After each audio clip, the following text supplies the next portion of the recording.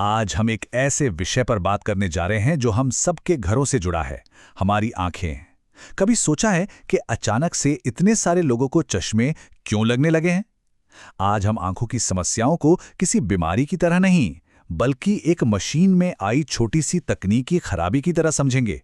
तो चलिए जानते हैं कि हमारी रोजमर्रा की आदतें आंखों के स्वास्थ्य के साथ क्या कर रही हैं। सच बताइए, धुंधला दिखना या लगातार सिरदर्द होना आजकल कितना आम हो गया है ना। छोटे बच्चों से लेकर बुजुर्गों तक हर कोई चश्मे या लेंस पर निर्भर होता जा रहा है। लेकिन मजे की बात यह है कि चश्मे की इस जरूरत को हमें कोई भयानक बीमारी नहीं मानना चाहिए। इसे बस आंखों के अलाइनमेंट या फोकसिंग सिस्टम का थोड़ा सा बिगड़ जाना समझिए। जब हमारी आंखें खुद से चीजों पर फोकस नहीं कर पाती, तब उन्हें बस एक बाहरी लेंस की मदद चाहिए होती है। भाग 1। चश्मे का नंबर आखिर क्या होता है, आइए इसे समझते हैं। अगर हम इसे एक मशीन की तरह सोचें, तो हमारी आंखें बिल्कुल किसी हाईटेक कैमरे जैसी होती हैं। इसमें कॉर्निया और लेंस सबसे अहम हिस्से हैं। इनका काम है बाहर से आने वाली रोशनी को मोड़कर सीधा रेटिना पर एकदम सही जगह फोकस करना।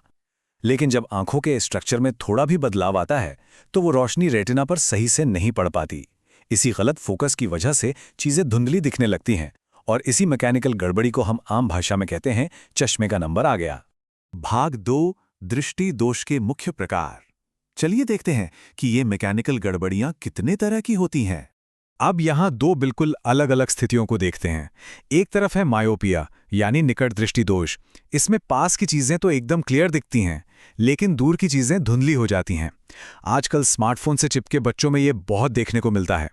और दूसरी तरफ है हाइपरमेट्रोपिया, जहां इंसान दूर का तो मजे से देख लेता है, लेकिन पास रखी कोई किताब पढ़ना एक बहुत बड़ा टास्क बन जाता है। ये दोनों ही इस बात का सबूत हैं कि रोशनी सही जगह फोकस नहीं हो रही है। तीसरी स्थिति थोड़ी दिलचस्प है, जिसे एस्टिग्मैटिज्म कहते हैं। इसे हम एक ढांचागत गड़बड़ी मान सकते हैं, जहां आंखों के कॉर्निया का आकार एकदम गोल नहीं होता। अब क्योंकि सतह उबड़-खाबड़ है, तो अंदर जाने वाली रोशनी भी बिखर जाती है। नतीजा, चीजें सिर्फ धुंधली ही नहीं, बल्कि कई बार टेढ़ी-मेढ़ी या खिंची हुई भी दिखाई देती हैं, बिल्कुल किसी खराब शीशे की तरह। और फिर नंबर आता है प्रेसबायोपिया का। खैर, इसे हमें उम्र के साथ होने वाले एक बहुत ही नेचुरल बदलाव की तरह देखना चाहिए। जैसे जैसे उम्र बढ़ती है, आंखों के अंदर का लेंस अपना वो जवानी वाला लचीलापन खोने लगता है। उसका फोकस करने वाला सिस्टम थोड़ा थक जाता है। यही वजह है कि 40 की उम्र पार करते करते बारीक काम करने या पढ़ने के लिए अक्सर चश्मे की जरूरत पड़ने ही लगती है। भाग 3। आंखें कमजोर होने के मुख्य कारण। अब सवाल ये है कि आखिर ऐसा हो क्यों रहा है। आज के समय की सबसे बड़ी विडंबना देखिए। जिन स्क्रीन्स और मोबाइल्स को हमें दुनिया से जोड़ने के लिए बनाया गया था, वही आज हमारी आंखों की दुनिया को धुंधला कर रहे हैं। स्क्रीन टाइम इतनी तेजी से बढ़ा है कि बच्चों में मायोपिया की समस्या मानो जंगल की आग की तरफ फैल रही है। ये सच में सोचने वाली बात है। लेकिन बात सिर्फ स्क्रीन पर आके खत्म नहीं होती। हमारी अपनी कुछ रोजमर्रा की आदतें भी इस आग में घी डालने का काम कर रही हैं। कम रोशनी में पढ़ना आंखों की मांसपेशियों पर बहुत ज्यादा प्रेशर डालता है।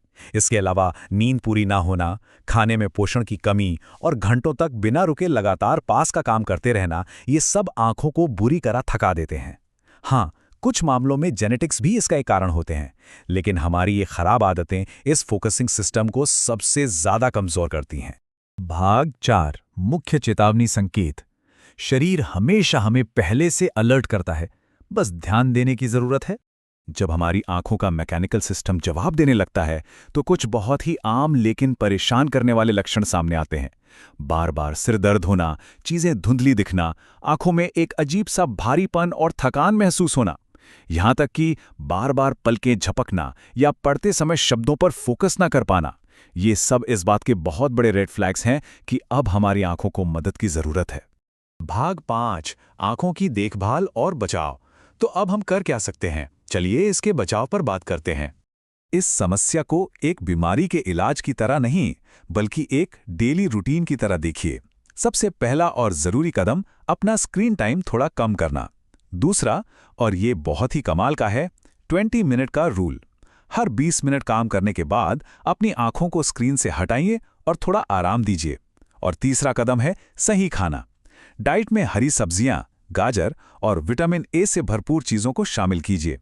ये आंखों की अंदरूनी रिपेयरिंग के लिए किसी जादू से कम नहीं है। इनके अलावा कुछ और छोटे छोटे लाइफस्टाइल चेंजेस बहुत बड़ा असर डाल सकते हैं। एक अच्छी गहरी नींद आंखों की सारी थकान मिटा देती है, और सारा दिन बंद कमरों में रहने के बजाय थोड़ा बाहर ताज़ी और खुली हवा में वक्त बिताना आंखों के लिए बहुत फायदेमंद माना गया है। और हाँ, समय समय पर आंखों का चेकअप जरूर कराएं ताकि विजन लंबे समय तक एकदम परफेक्ट बनी रहे। अब आखिर में एक बहुत ही गहरा सवाल जो हम सबको खुद से पूछना चाहिए, क्या हम कुछ देर के स्क्रीन वाले एंटरटेनमेंट के लिए अपनी जिंदगी भर साथ निभाने वाली आंखों की रोशनी का सौदा कर रहे हैं? हमारी आज की ये स्क्रीन वाली लाइफस्टाइल इंसान के देखने के तरीके को हमेशा के लिए बदल रही है। अगर हम आज सही आदतें अपना लें तो हम अपनी आंखों के इस शानदार मैकेनिकल सिस्टम को बचा सकते हैं। इस बारे में जरूर सोचिएगा, क्योंकि दुनिया बहुत खूबसूरत है और इसे साफ साफ देखना हमारा हक है।